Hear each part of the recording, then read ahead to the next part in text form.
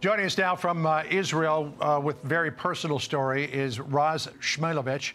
He lost several friends in the attack on Saturday and was going door to door to help his community. Raz, thank you for joining us. I know the reason that you're going door to door is to collect samples of DNA so that bodies that have been found in this carnage can be identified and matched to family members. What is the situation there for you on the ground right now?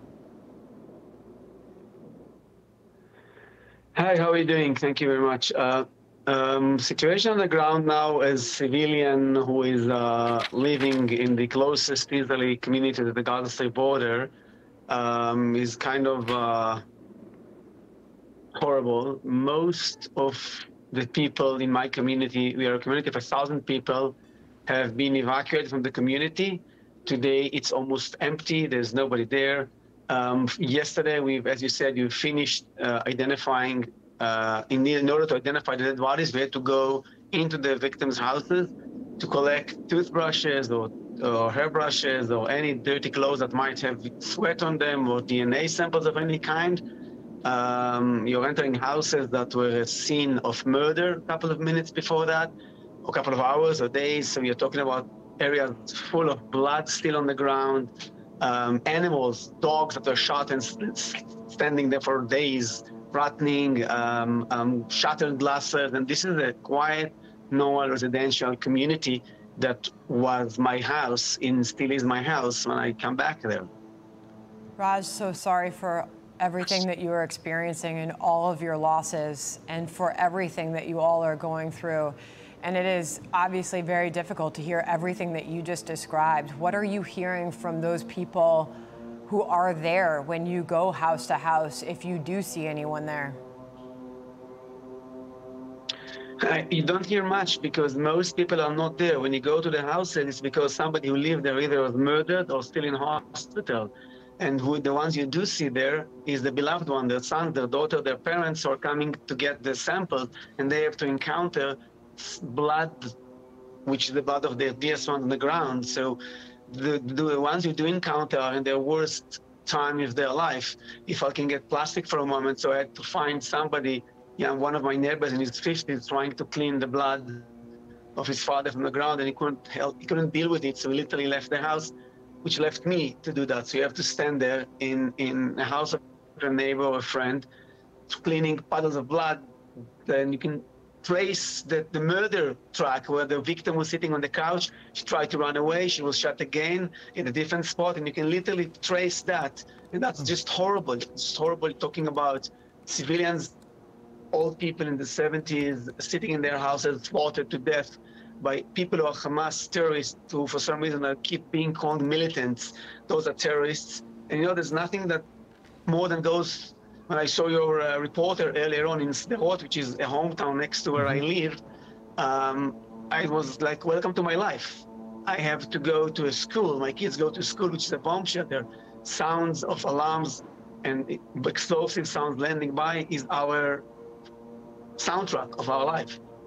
Yes, I know living in that area, you are under a constant threat.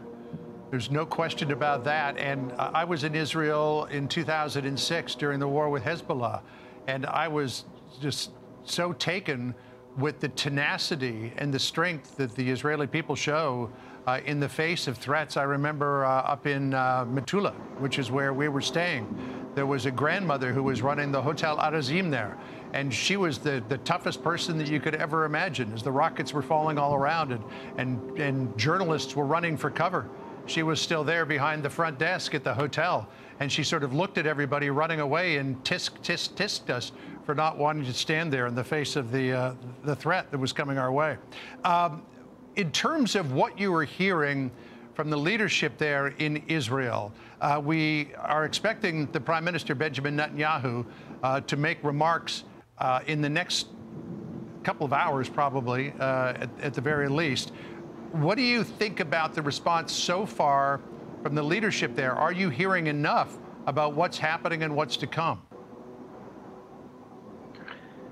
To be honest, we don't hear anything at all. If you feel and you hear is the absence of any official comment as the victim community, as the community that suffered a massacre. Nobody from the official government have contacted us. There's still kidnapped persons. I'm guessing our leaders, I'm hoping our leaders are working on a solution, so they're busy running the war, and have no mistake, it is a war. But I want to hear that this time it's going to be a whole different scenario. We are not expecting another heat from the air and let's blow down some towers and some buildings. They will fight back. You know what took us a complete surprise on Saturday, and actually almost broke the spirit of Israelis. But as you just mentioned, we are strong. We've suffered a trauma that has not been, at least not by generation, not been experienced yet. Maybe even bigger than the Yom Kippur in '73. But it took us 2 days, and now we are gaining back our powers. Our army is well organized back. We are recruiting reserves. Our spirits are high. We're working on our resilience, on our mindset. We are starting to be stronger. This is the mindset we have, like the old lady you mentioned. This is us. We will stand back on our legs, and who comes to kill us, we will be killed first. We are strong. We will come out of it stronger. And anybody who dares to murder Jews in their homeland, slaughter them. You mentioned 260 people murdered, 260 Jews slaughtered in the forests, in the woods. Those of us who are second or third generation to Holocaust survivors know about those stories that took place in Babi Yar and other areas where Jews were rounded out in the forest and shot. Already there, we said never again. And those images, as somebody who traveled a couple of times to death camps in Poland and heard those stories, echoed in my head, and I cannot do anything but say, today the Jews have a state, a land, an army, and allies. Never again. This should not happen again. The victims, 260 Jews slaughtered solely for being Jews, will not happen again. This time we don't need the world to do our job. We have our own army and we have our own people to do it. Raz, we do know that we are anticipating, as John just mentioned, that we could hear from the Israeli Prime Minister any time now. This as reports a ground invasion could be happening very soon.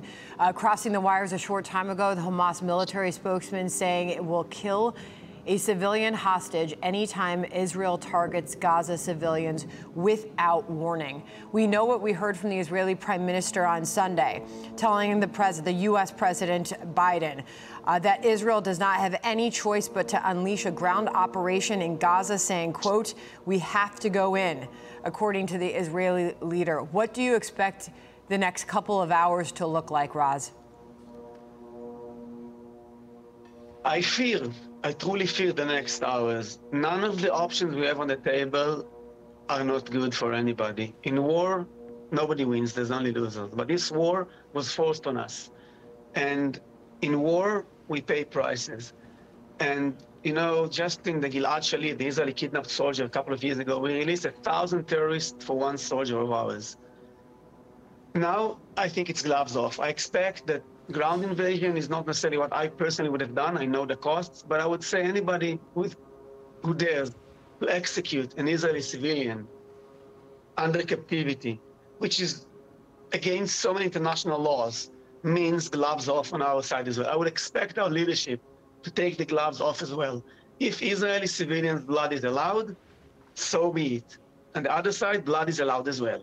The moment a Hamas terrorist executes an Israeli civilian, I hope the anger will be unleashed and Israel will use all the power it has, including every means.